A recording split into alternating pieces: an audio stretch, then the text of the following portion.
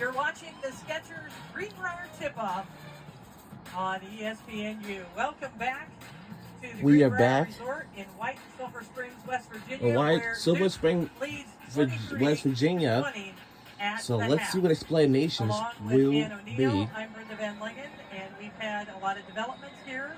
As we went to the halftime break, there was some pushing and shoving. There were players for West Virginia that came off the bench. What can you update us on as far as who's been ejected from the game and other punishments?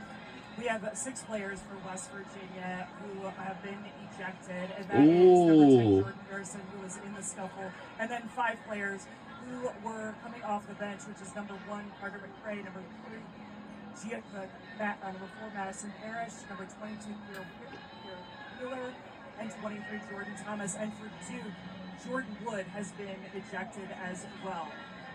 And then there was a couple of flagrant ones, or technicals, I should say, and that went against number 3, Ashlyn Jackson, number 21, Ariana Robertson for Duke, and for West Virginia, that was number 3. So we've got a couple of fouls that we're going to make sure that are listed.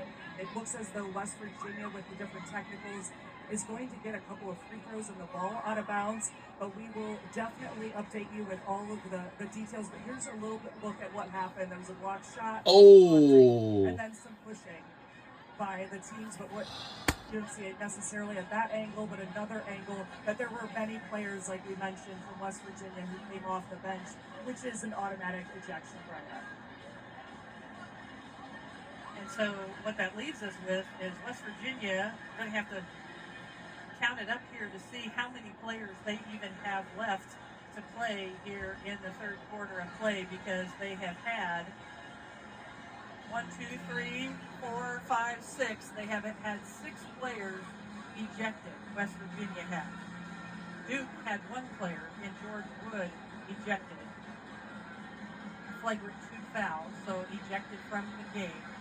And then also, as Ann mentioned, Ashlyn Jackson and Ariana Robertson were given flagrant 1 fouls. And so, West Virginia will have some free throws to shoot as we come back onto the court to start the third quarter action here in White Sulphur Springs. So I've been told that there are 5 players remaining for West Virginia. The 5 that you see right now are the 5 players remaining. And among them, number 25, Logan Johnson, did not even play in the first half. Everybody else that did. So Sydney Shaw is available, Logan Johnson, as well as Riley McAleskey, Sydney Woodley, and... Oh, wow. Look at those list of players who just got ejected already. See the ejections? Wow. 6 players were ejected from West Virginia, and 1 is for Duke. That so many players for West Virginia were ejected was because they came off the bench. The only one that was involved in the scuffle was Jordan Harrison. As you look at the empty bench for West Virginia, they will have to play the rest of this game with 5 players.